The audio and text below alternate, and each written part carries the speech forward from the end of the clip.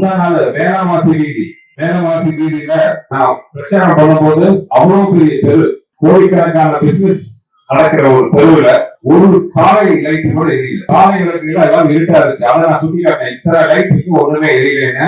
அவசரமா இங்க பாருங்க, நேற்று சாலையில விளக்கு போற வேலையெல்லாம் நடந்துருக்கு.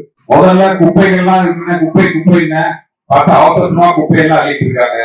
இதுக்கப்புறம் சாலையில விளக்கு எரியலன்னு சொன்னேன், சாலையில விளக்க போட்டு இருக்காங்க. இதெல்லாம் 5 வருஷமா பண்ணியிருந்தா மக்கள் ஏன் இவ்வளவு கோபமா இருக்க போறாங்க? 5 வருஷமா மக்களுக்கான அடிப்படை தேவைகளை பண்ணல, அடிப்படை சேவைகளை பண்ணல.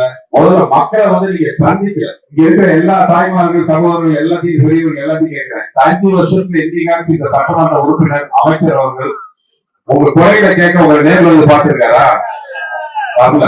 நான் ஆவாரம் கேட்கிறேன், எங்கேயாச்சும் ஒரு குரல் வந்தார் அப்படின்னு கேட்கும்போது அந்த கிடைக்கவே இல்லை இது வரைக்கும்.